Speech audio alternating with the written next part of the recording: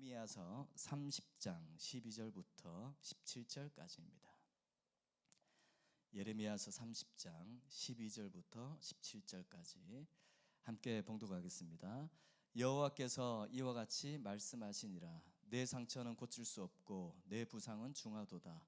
내 송사를 처리할 재판관이 없고 내 상처에는 약도 없고 처방도 없도다. 너를 사랑하던 자가 다 너를 잊고 찾지 아니하니 이는 내 악행이 많고 내 죄가 많기 때문에 나는 내 원수가 당할 고난을 내게 받게 하며 잔인한 징계를 내렸도다. 너는 어찌하여 내 상처 때문에 부르짖느냐. 내 고통이 심하도다. 내 악행이 많고 내 죄가 허다하므로 내가 이 일을 너에게 행하였느니라. 그러므로 너는 먹는 모든 자는 잡아먹힐 것이며 내 모든 대적은 사로잡혀 갈 것이고 너에게서 탈취해 간 자는 탈취를 당할 것이며 너에게서 노략질한 모든 자는 노략물이 되리라. 여호와의 말씀이니라. 그들이 쫓겨난 자라 하매 시온을 찾는 자가 없은즉 내가 내 상처로부터 새살이 돋아나게 하여 너를 고쳐주리라. 아멘. 할렐루야. 오늘은 지금 회복의 시간이다, 회복의 시간입니다 라는 제목으로 함께 말씀 함께 나누도록 하겠습니다.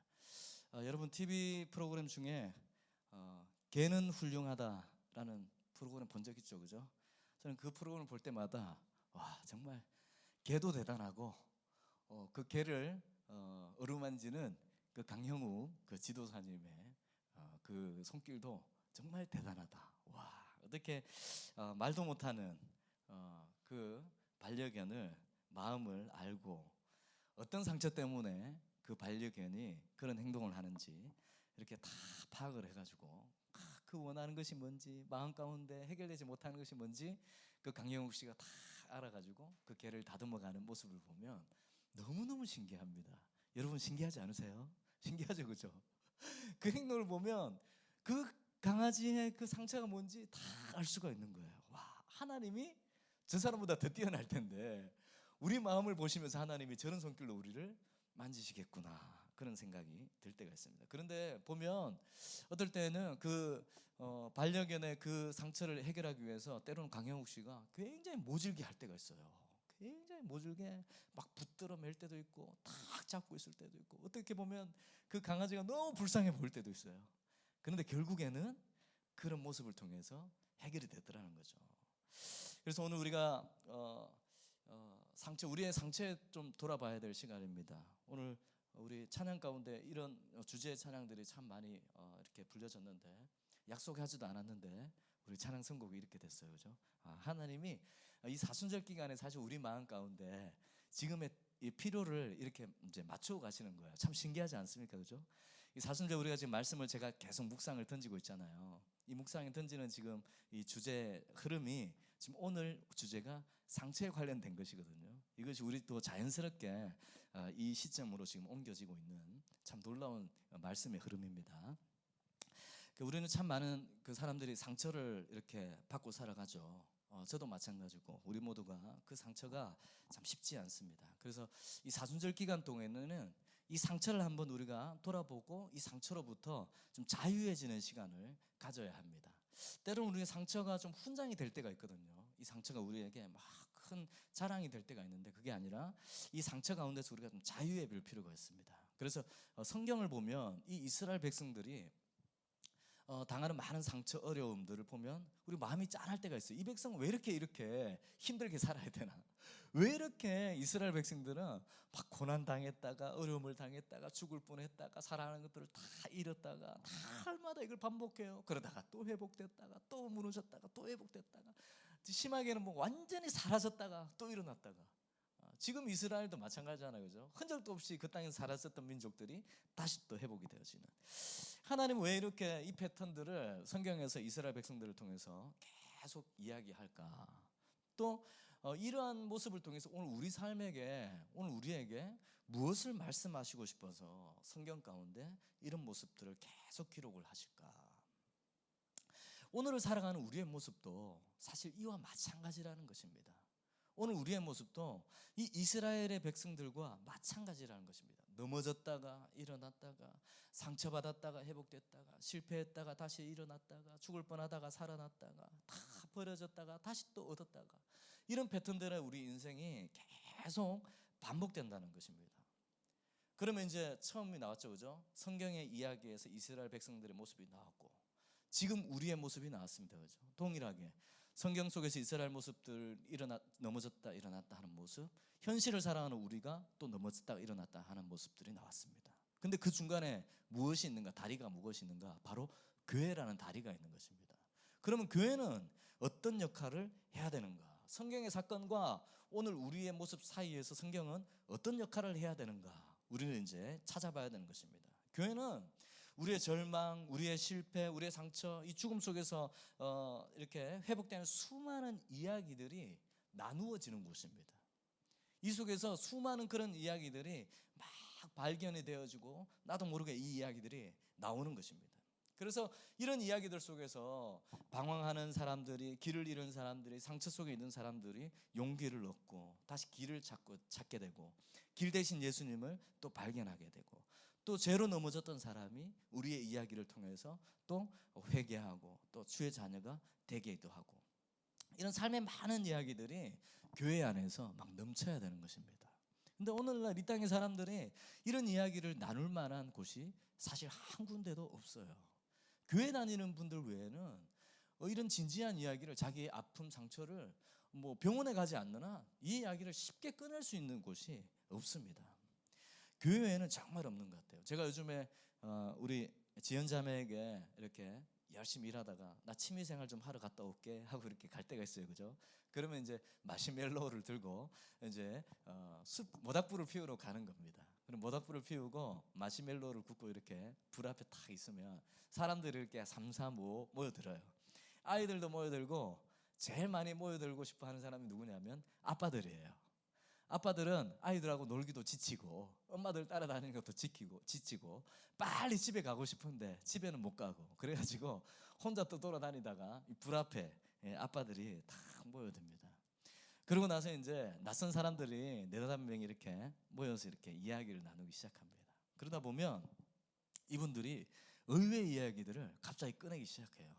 자기는 무슨 일을 하는 사람이고 어디서 왔고 언제 결혼을 했고 어떻게 아이를 낳았는데 인생에 지금 가장 문제가 나 이제 50이 넘었는데 퇴직하고 이 늦게 난 이 아이들을 어떻게 책임지고 살아야 될지 나 모르겠다. 뭐 그런 고민도 하시고 어떤 분들은 이제 코로나 때문에 직장도 사업도 다 잃어버려가지고 지금 이직을 준비하고 있는데 너무 괴롭다.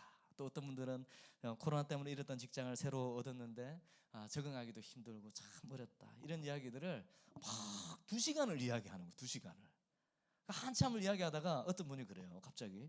근데 내가 오늘 처음 만난 사람들 앞에서 내가 한 번도 평생 해보지도 않은 이 참 그 마음의 이 이야기들을 너무 많이 이야기한 것 같다고 좀 느낌이 이상하네요. 내 마음이 너무 탈탈 털린 것 같아요. 하고 그럴 때가 있어요. 그러다가 옆에 있던 분이 갑자기 옆에 우리 지체들이 갑자기 목사님 빨리 와보세요. 그러면 갑자기 사람들이 소스라치게 놀랍니다. 같이 이야기를 나누고 있던 사람이 목사였다는 사실에 깜짝 놀랍니다.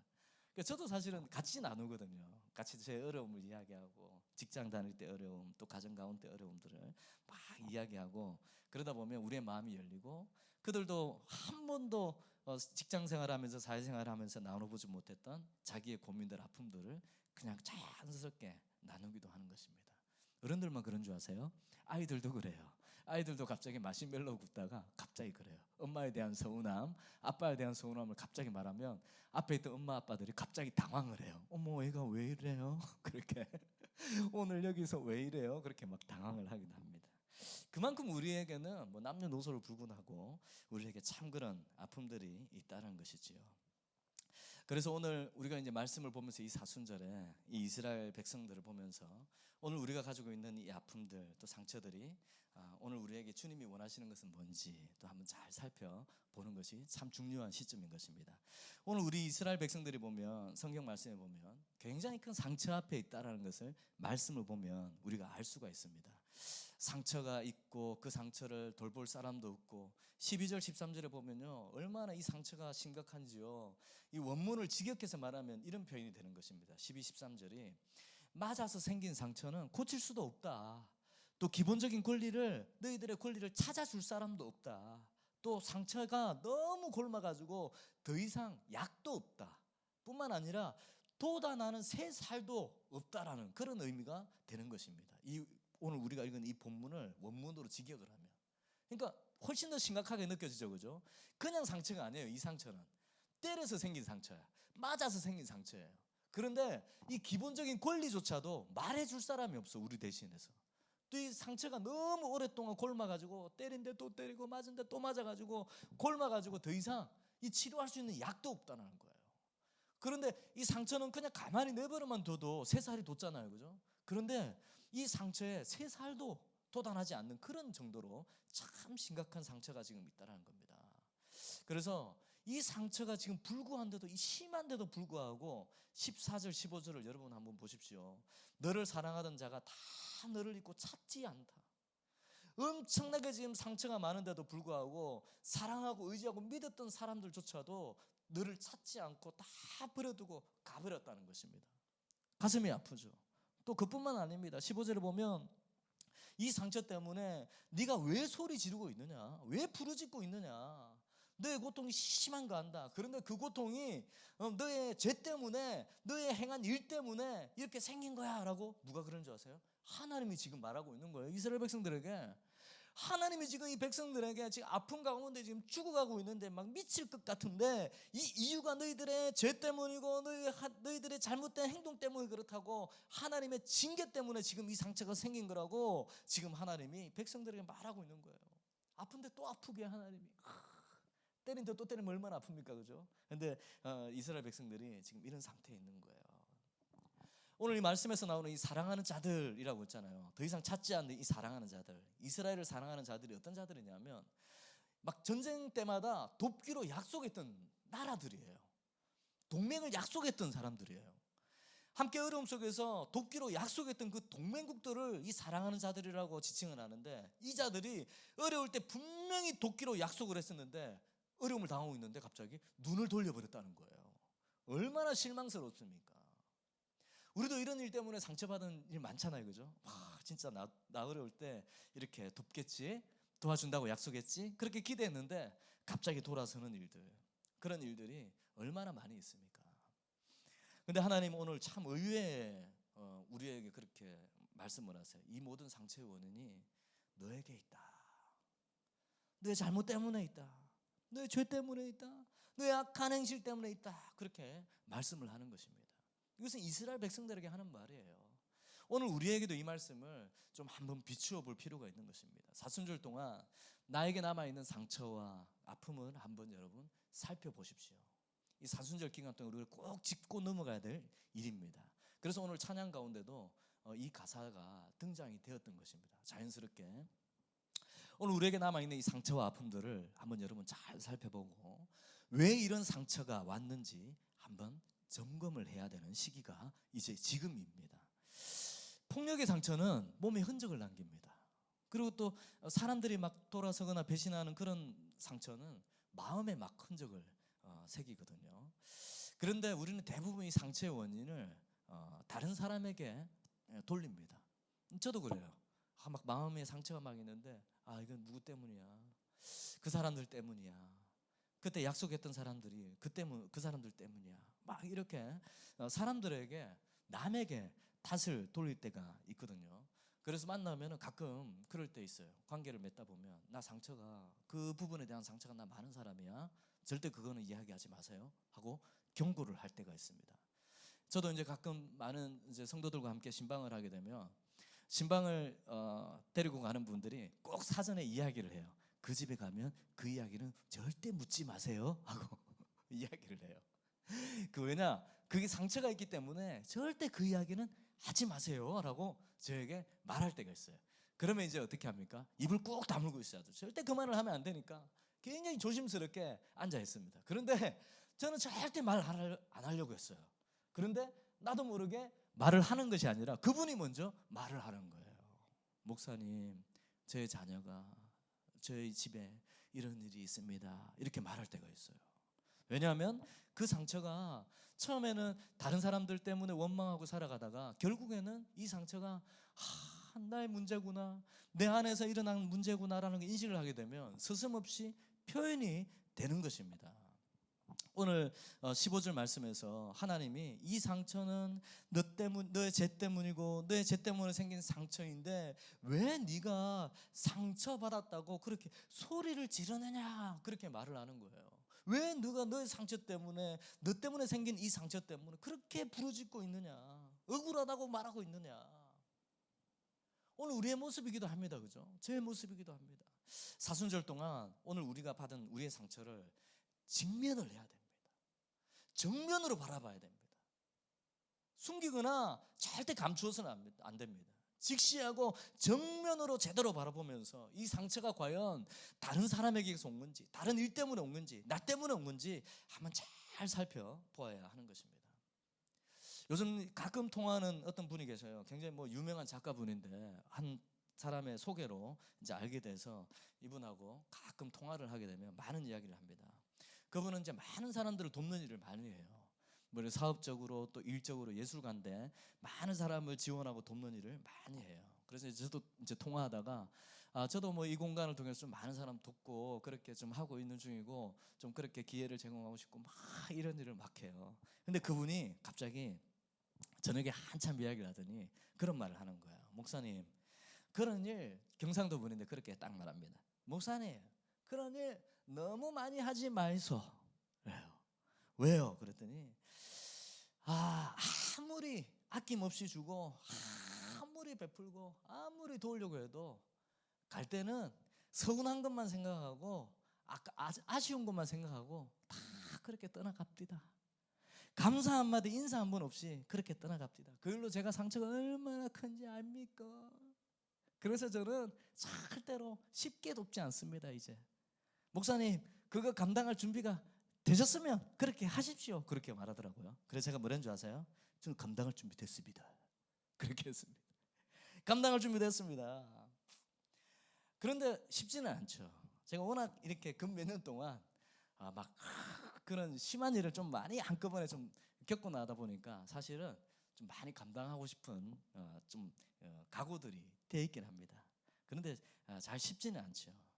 근데 오늘 우리가 읽은 이 말씀 외에도 시편 38편에 보면 그 시인이 다윗이 자기의 그 어려움, 상처를 굉장히 그 38편 내내 이야기하고 있거든요. 자기가 겪은 아픔, 상처, 그 일을 막 하고 있어요. 근데 다윗도 그런 경험을 했어요. 시편 38편 11절에 보면 사랑하던 사람, 친구, 친척, 이 사람들이 내 앞에서 돌아서 버렸다. 내가 지금 이 상처 가운데 있는데 사랑하는 사람도 친구도 친척도 그렇게 믿었는데 다 돌아서 버렸다. 그렇게 아픔을 토로하는 장면도 있습니다. 그런데 사람들을 원망할 것이 아니라 오늘 이 상처가 나의 연약함 때문에 왔구나, 나의 죄 때문에 온 것이 있을 수 있겠구나, 나의 부족함 때문에 생긴 것이 있을 수 있겠구나 라고 우리는 인정을 해야 되는 것입니다. 그래서 우리가 첫 번째로 오늘 이 사순절 동안에 고백해야 될 것은 하나님, 나는 하나님 앞에서 참 꺾여지기 쉬운 상한 갈대입니다. 연약한 갈대입니다. 겉으로 보기에는 멀쩡하게 보이지만 저는 제 안에 죄가 가득하고요, 연약함이 가득한 그런 사람입니다 라고 고백할 수 있는 시간이 되어야 합니다. 성경에서 왜 상한 갈대를 꺾지 않느냐고 이렇게 표현했는지 아세요, 여러분? 궁금하지 않으세요? 왜 상한 갈대를 이야기했을까? 상한 갈대는 여러분 보시면 갈대밭에 보시면 반듯해 보이잖아요. 막 세 보이잖아요. 이렇게 막 부러지지 않을 것 같은데, 근데 갈대는 사실 바람만 불어도 휙 꺾입니다. 보기하고 다르게 갈대는 아주 쉽게 꺾여버려요. 아주 힘이 없는 아이가 갈대를 탁 손질만 대도 부러뜨려 버리거든요. 그래서 예수님이 그렇게 표현을 하신 것입니다. 하나님이 상한 갈대를 내가 꺾지 않겠다. 얼마나 부러지기 쉬운 너희들인데 내가 절대로 꺾지 않겠다. 그렇게 말씀을 하는 것입니다. 그래서 사순절 동안 꼭 그렇게 하나님, 나는 꺾여지기 쉬운 갈대입니다. 그렇게 고백하시고 나는 죄도 많고 연약합니다. 그렇게 고백하는 사순절의 시간을 가지시기 바랍니다. 그리고 16, 17절에 이제 하나님께서 그렇게 하나님은 우리를 막 상처를 주시더니 반전의 말씀을 하십니다. 16절에 보시면 시작을 그러므로 그렇게 시작을 합니다. 16절에서 그러므로, 이 말이 뭡니까? 이스라엘이 상처가 깊은데도 돌봐주는 자가 아무도 없으므로 시작을 하는 겁니다. 너희들이 지금 버려졌으므로, 상처가 많은데 지금 아파하고 있으므로, 아무도 의지할 수 없는 그런 상태 가운데 있으므로, 그래서 하나님이 다시 어떻게 말하냐면 너를 삼키는 자, 너를 착취하는 자, 너를 억압하는 자, 너를 약탈하는 자들에게 내가 그대로 갚아주겠다라고 그렇게 약속을 하시는 것입니다. 버려지고 찾는 사람이 아무도 없다고, 나를 돌봐주는 사람이 없다고 그렇게 막 이야기했지만 하나님이 결국에는 내가 너를 치료하겠다 그렇게 말씀하시는 것입니다. 또 어떻게 말씀하십니까?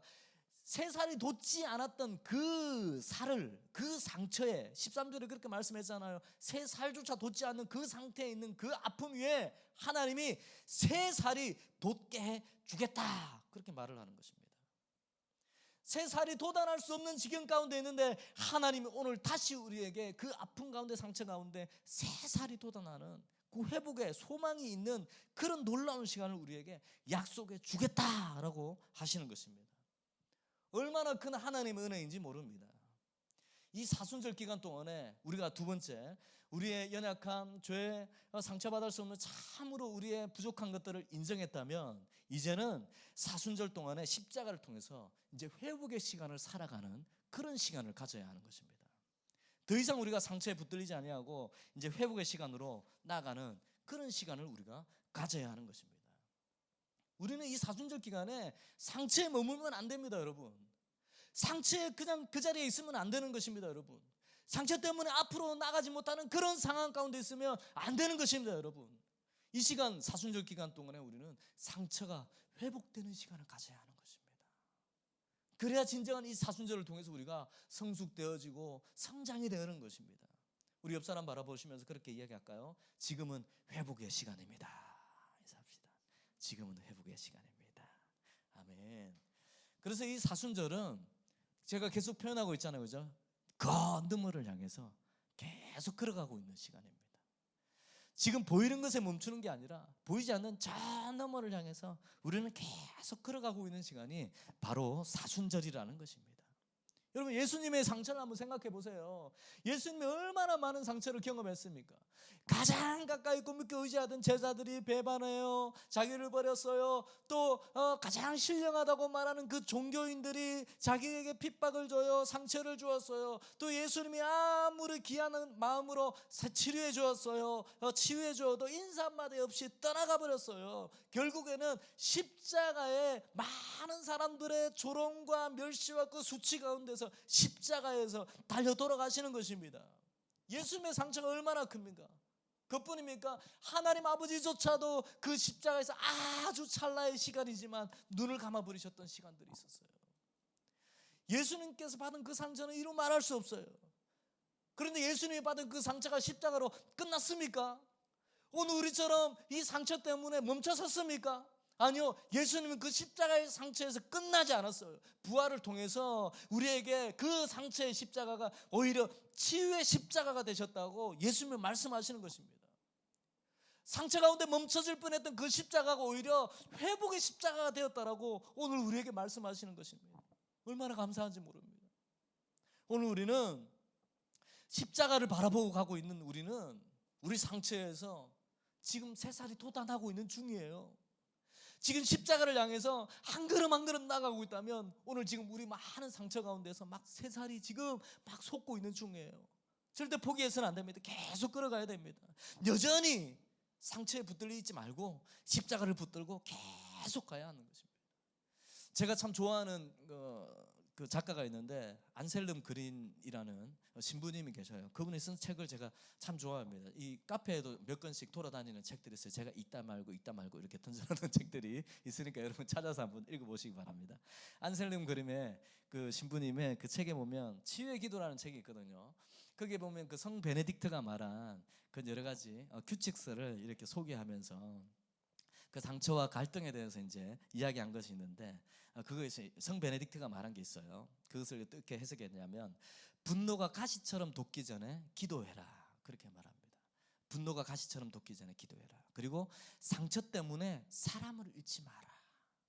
참 중요한 말이거든요. 오늘 우리에게 너무 중요한 말. 우리는 상처 때문에 쉽게 사람을 버릴 때가 있고 쉽게 사람들을 멀리할 때가 있어요. 근데 베네딕트는 뭐라 그러냐면 상처 때문에 절대로 사람을 잃지 마라 그렇게 말을 합니다. 왜? 상처는 곧 회복될 거기 때문에 잃어버리지 말라는 거예요. 또 아무리 갈등이 깊어도 사람을 잃어서는 안 된다는 것입니다. 그 다음에 뭐라고 말하냐면 분노를 안고 잠들지 마라. 이 말은 누구에게 많이 필요하냐? 신혼부부에게 필요합니다. 그죠? 분노를 안고 잠을 들면 안 돼. 부부들이 막 부부싸움하고 저도 마찬가지거든요. 부부싸움하고 등을 헥 돌리고 하고 잠들면 안 된다는 거죠. 공감이 됩니까? 네, 저도 공감이 됩니다. 이제 이런 말을 이제 이야기하면서 또 뭐라고 그러냐면 마지막에는 고상한 척 하지 말고 겸손해라 그렇게 말을 합니다. 우리는 상처받으면 그러잖아요. 괜찮아요. 저는 아무렇지도 않아요. 그렇지만 어떻게 하죠? 마음속에 미칠 것 죽고 싶어 그런 마음이 있잖아요. 그러니까 고상한 척 하지 말고 겸손해라 그렇게 이제 베네딕트를 말합니다. 그래서 이제 이 말들을 쫙 하면서 안셀름 그린이 그렇게 이제 갈등 해소를 위해서 다섯 가지를 제안을 하는 것들을 제가 한번 소개해 드려 볼게요. 우리 안에 있는 갈등들을 해소하기 위해서 5가지를 제안합니다. 여러분 잘 들어보세요. 첫 번째는 갈등을 평가하지 말라 그렇게 말합니다. 이것이 더 큰 갈등이고 이것이 더 작은 갈등이다. 뭐 이것이 뭐 아무렇지도 않은 거다. 이거는 더 큰 갈등이다. 뭐 이건 더 큰 어려움이다. 이건 더 큰 상처다. 더 작은 상처다. 이런 거 평가하지 말라는 거예요. 또 두 번째는 뭐냐면 갈등 당사자 모두 정당성을 인정해라. 이 말은 뭐냐면 너도 맞아. 나도 맞아. 너도 잘못했어. 나도 잘못했어. 자, 그 서로 상처 가운데 있을 때에 어느 한 사람에게만 계속 네가 더 많이 상처, 네가 더 불쌍해 이것이 아니라 서로의 어떤 정당성을 다 인정해. 너 상황에서 이럴 수밖에 없겠구나. 너 상황에서 이럴 수밖에 없구나. 그리고 세 번째는 뭐냐면요. 상대방이 진짜 하고자 하는 말이 무엇인지 생각해봐라. 왜 저 사람이 저렇게 막 표정이 저럴까? 그 속에서 그 표정을 잊지 말고 그 표정 이전에 그 표정 가운데 숨어있는 그 마음에 진짜 하고 싶은 말이 뭔지를 알아내라는 거예요. 얼마 전에 우리 지연자매가 제가 너무 좀 힘들어가지고 막 이렇게 있었나 봐요. 저는 잘 몰랐어요. 그래갖고 이제 막 표현 속에 저도 모르게 이렇게 조금 이렇게 좀 이렇게 나왔나 봐요. 근데 갑자기 우리 지연자매가 목사님이 많이 힘든 것 같아요. 그랬대요. 그 뭐예요?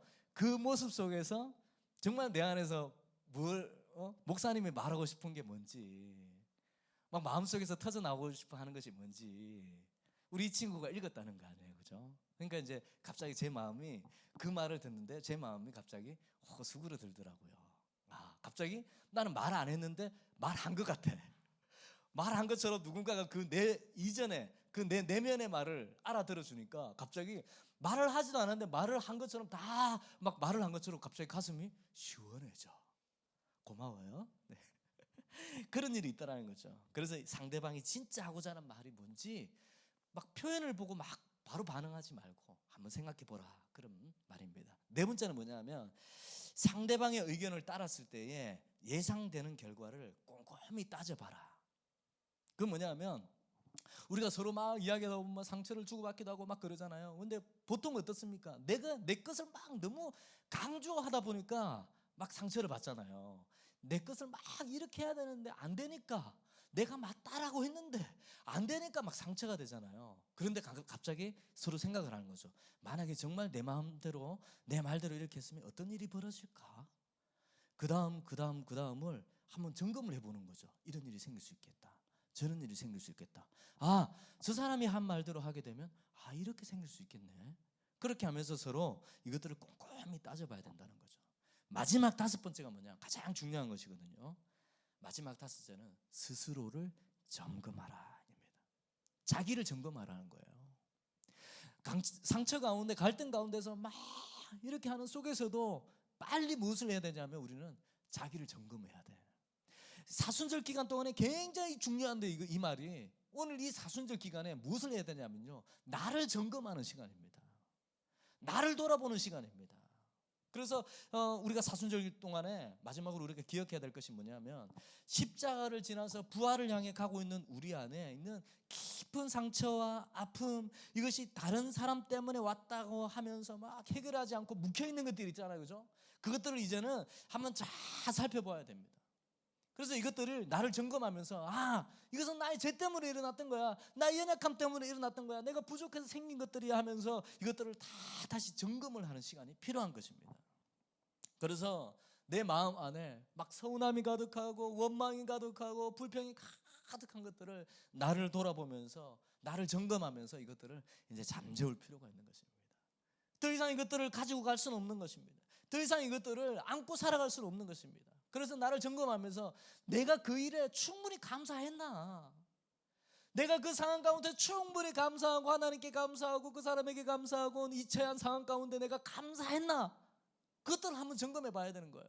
또 충분히 내가 최선을 다했나? 충분히 내가 또 성실하게 했나? 정말 내가 마음을 다 쓰면서 했나? 그런 것들을 내가 한번 점검을 하는 시간을 가져야 되는 것입니다. 두 번째는 뭐냐면, 그래서 이 모든 상처와 아픔들을 어디에 내려놔야 될까요? 십자가 앞에. 십자가 앞에 내려놓고 이제 우리가 주님의 음성을 듣는 시간을 가져야 합니다. 어떤 시간이냐면, 그 상처, 네가 가진 아픔, 네가 가진 상처, 내가 십자가로 다 해결해 주고 싶다. 아니, 십자가로 이미 다 해결했다.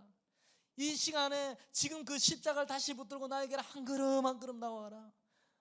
내가 십자가를 통해서 나 자신의 아픔도 해결했던 것처럼 너도 그 아픔을 나와 함께 십자가를 통해 해결하자.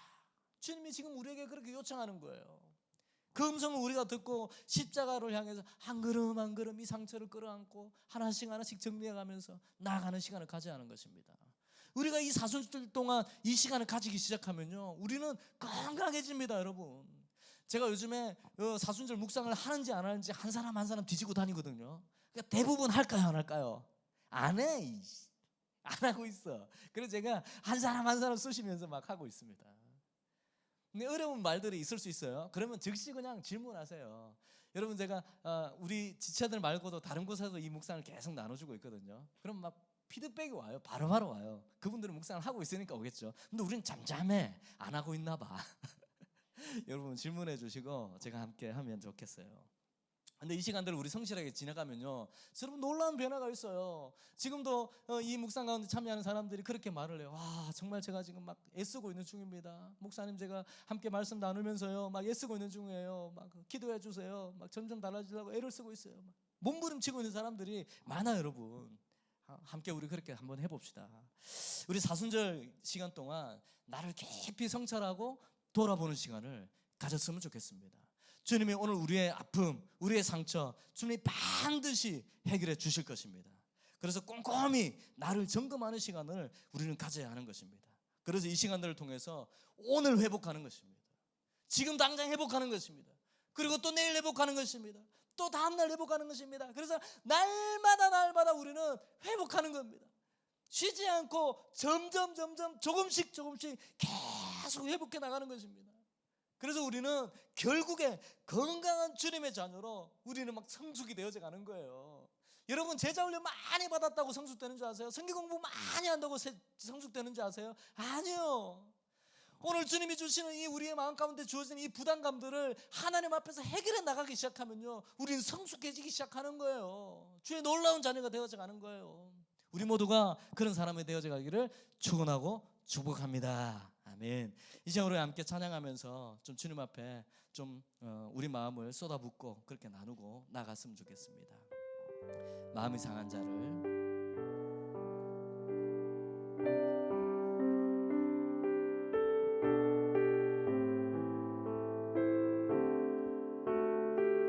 마음이 상한 자를 고치시는 주님, 하늘의 아버지 날 주관하소서. 주의 길로